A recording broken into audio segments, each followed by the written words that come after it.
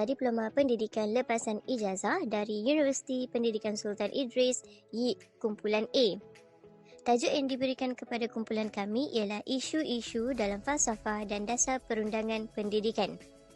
Sebelum kita meneruskan kepada perbincangan isu-isu dalam falsafah dan dasar perundangan pendidikan, kita perkenalkan dahulu nama pensyarah kami ialah Profesor Dr. Abdul Rahim bin Hamdan.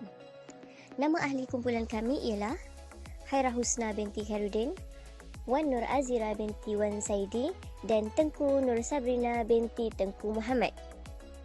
Falsafah Pendidikan Kebangsaan FPK menyumbang cabaran-cabaran tertentu terhadap sistem pendidikan di negara ini.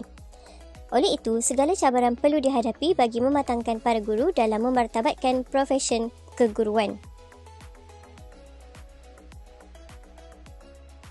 Tajuk pertama, isu dan cabaran falsafah pendidikan ke arah melahirkan warga negara yang cemerlang. Pada masa kini, rakyat Malaysia kurang minat untuk membaca dan mempelajari sesuatu. Hal ini akan menyebabkan pelbagai masalah perselisihan faham antara kaum dan muncul kes tertipu, contohnya skim cepat kaya. Seterusnya, keruntuhan akhlak dan moral remaja pada masa kini adalah isu-isu yang berkaitan dengan perlakuan remaja seperti isu buli, pembuangan bayi, seks bebas, sumbang mahram, penyalahgunaan dadah dan sebagainya. Kelonggaran pegangan agama dalam sesebuah institusi keluarga adalah menyebabkan ramai kanak-kanak dan remaja bawah umur terjebak dengan gejala sosial dan pergaulan bebas. Akhirnya, mereka mudah terpengaruh dengan budaya luar seperti punk, black metal, fashion barat dan hedonisme. Sebagai rakyat Malaysia, kita perlu menolak sepenuhnya budaya buruk ini kerana hedonisme bertentangan dengan budaya ketimuran. Cabaran falsafah pendidikan ke arah melahirkan warga negara yang cemerlang. Yang pertama, trend globalisasi. Trend globalisasi telah mencetuskan pelbagai cabaran dalam pelaksanaan pendidikan di Malaysia. Pengaruh globalisasi terhadap pendidikan amat mencabar. Tahap penghayatan dan pengamalan terhadap nilai-nilai murni semakin berkurang dalam diri manusia. Manusia pada masa kini rakus mengejar nikmat dunia. Hal-hal yang berkaitan dengan halal haram sudah tidak dihiraukan. Malah, apa yang diharapkan hanya untuk kepuasan diri. Selain itu, cabaran masa kini yang berkaitan dengan kurikulum adalah merealisasikan konsep sepadu dalam semua aspek kurikulum pendidikan. Walau bagaimanapun, penilaian kurikulum pendidikan masih mengutamakan peperiksaan akademik yang cemerlang. Bagi mengejar matlamat peperiksaan, guru-guru hampir lupa atau tidak berkesempatan untuk menerapkan nilai-nilai murni dalam setiap pengajarannya. Pada masa yang sama, hasrat FPK melahirkan insan sempurna tidak akan kesampaian sekiranya orang yang bertanggungjawab secara formal dalam menyampaikan ilmu ini tidak berkesan. Profesion menjadi seorang guru perlu menyahut cabaran untuk melihat keupayaan seorang guru dalam melaksanakan tugasnya bukan sahaja dalam bilik darjah namun di sekolah secara amnya. Antara wawasan 2020 kepada guru adalah mewujudkan masyarakat yang berjiwa bebas, tenteram dan maju dengan keyakinan terhadap diri sendiri, mewujudkan masyarakat yang bermoral etika, liberal dan bertolak ansur, saintifik dan progresif, mempunyai daya perubahan tinggi dan memandang ke hadapan masyarakat penyayang dan budaya menyayangi. Seterusnya, isu dan cabaran dalam pelaksanaan dasar-dasar pendidikan ke arah pendemokrasian dalam pendidikan di Malaysia. Pendemokrasian pendidikan merupakan suatu proses mendemokrasikan pendidikan supaya setiap individu diberi peluang dan hak yang sama untuk mendapat pendidikan serta kemudahan yang disediakan. Dengan kata lain, di bawah proses mendemokrasikan pendidikan, setiap individu diberi peluang yang sama untuk mendapat pendidikan dan hak seperti memilih jenis sekolah untuk belajar tanpa mengira status ekonomi, sosial, keistimewaan, jantina, kaum, agama dan latar belakangnya. Kepentingan pendemokrasian pendidikan jelas diperlihat apabila ia dapat membasmi masalah buta huruf dalam kalangan penduduk dalam negara-negara kurang maju. Keadaan ini dibuktikan dengan pelaksanaan sistem pendidikan melalui pendemokrasian yang memberi pendidikan kepada semua masyarakat di luar bandar. Selain itu, pendemokrasian pendidikan juga dapat merapatkan jurang pencapaian akademik kerana ketidaksamaan peluang dalam pendidikan. Jurang pencapaian akademik dipengaruhi oleh perbezaan kelas sosial, perbezaan sosialisasi bahasa dan perbezaan lokasi dan luar bandar. Menurut kajian Pierre Bourdieu, ahli sosiologi pendidikan dari Perancis, pencapaian persekolahan seorang individu adalah berkait rapat dengan latar belakang kebudayaan ibu bapanya, dan tahap pendidikan ibu bapa adalah lebih banyak mempengaruhi pencapaian persekolahan anak mereka daripada kedudukan kerjaya mereka dalam masyarakat. Isu ini juga dapat meningkatkan keprihatinan masyarakat terhadap pendidikan serta perkembangan terkini dan seterusnya menimbulkan minat mereka terhadap pendidikan secara amnya dan khususnya terhadap pendidikan anak-anak mereka.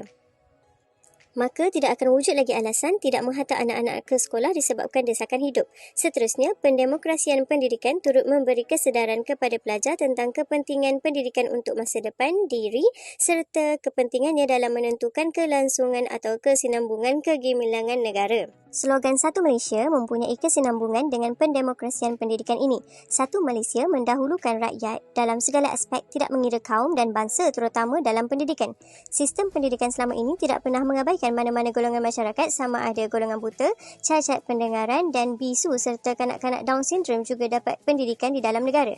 Oleh sebab itu, kewujudan institusi pendidikan swasta dan pelbagai jenis sekolah iaitu SK, SKJC, SKJT dan sebagainya merupakan sebahagian daripada agenda pendemokrasian pendidikan.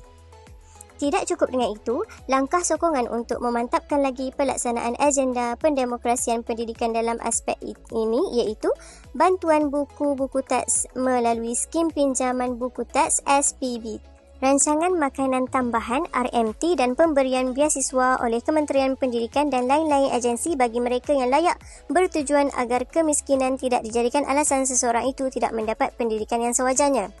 Hal ini jelas memperlihatkan langkah kerajaan untuk membangunkan pendidikan dalam kalangan rakyat supaya tidak ada lagi golongan yang hilang dalam arus pendidikan, terutamanya generasi yang akan menjadi peneraju pucuk pimpinan kelak.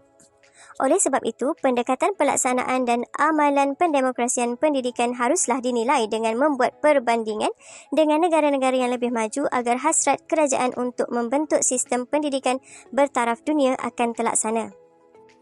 Seterusnya, isu dan cabaran meningkatkan kualiti pendidikan bertaraf antarabangsa.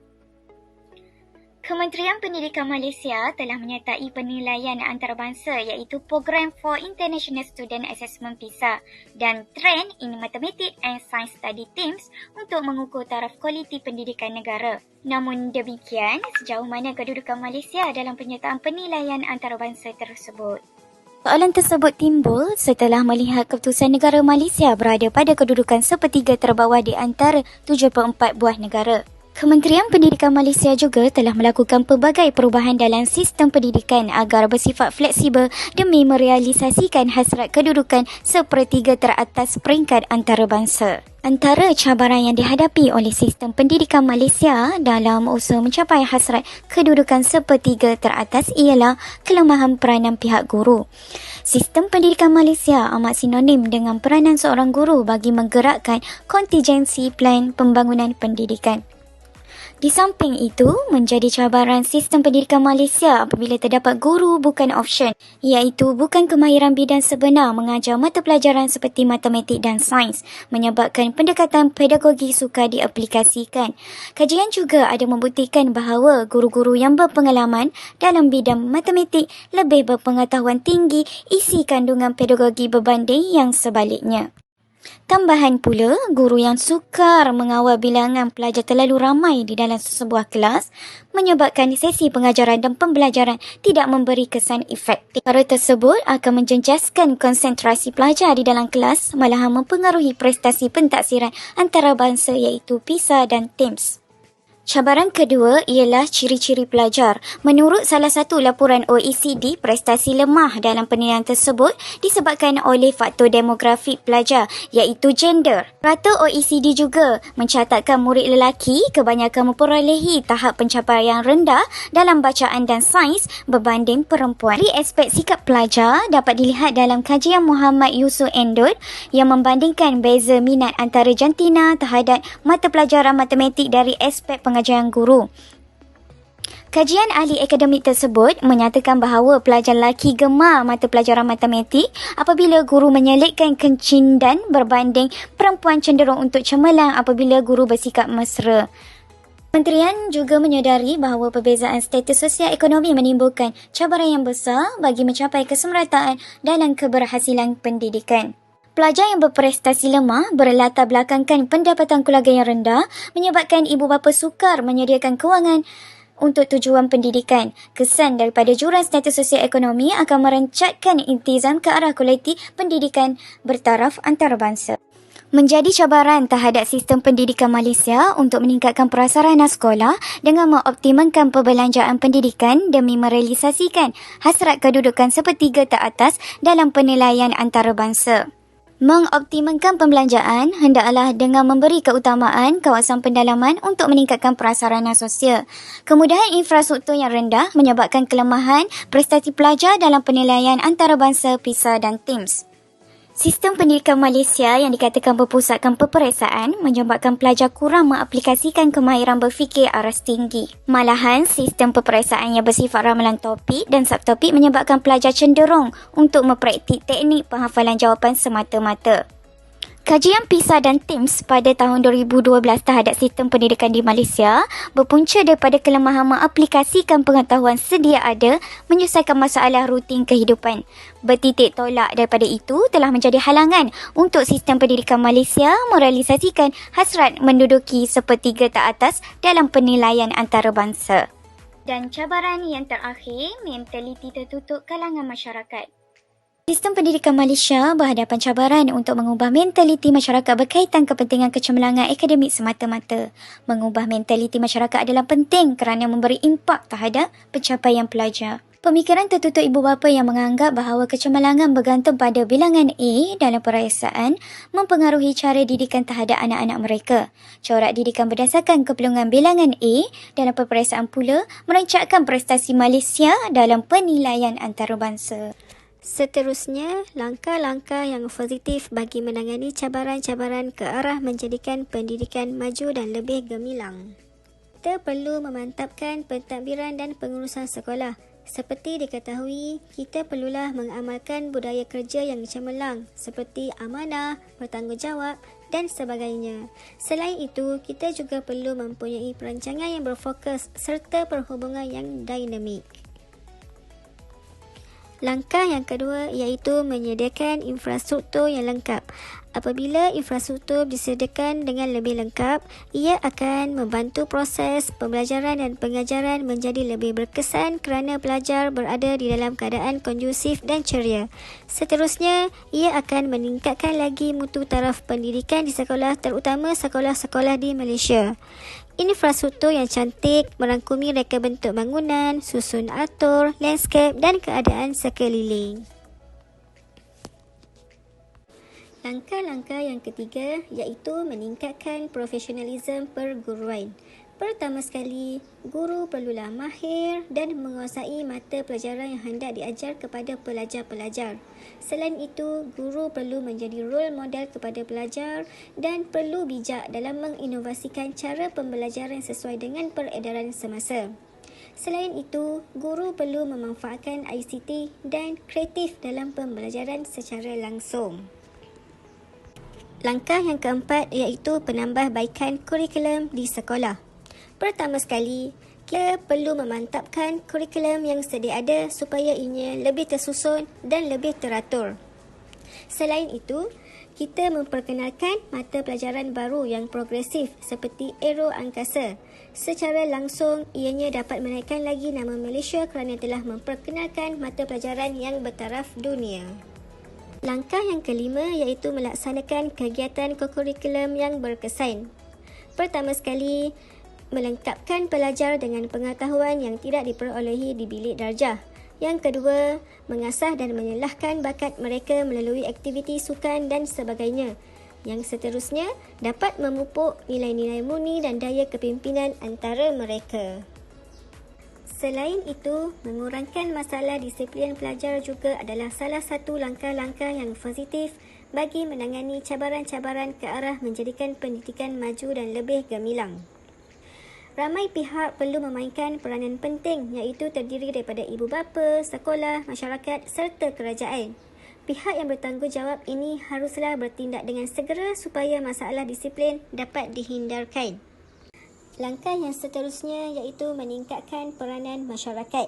Pertama sekali, penglibatan secara aktif antara PIBG, pengurusan sekolah dan NGO.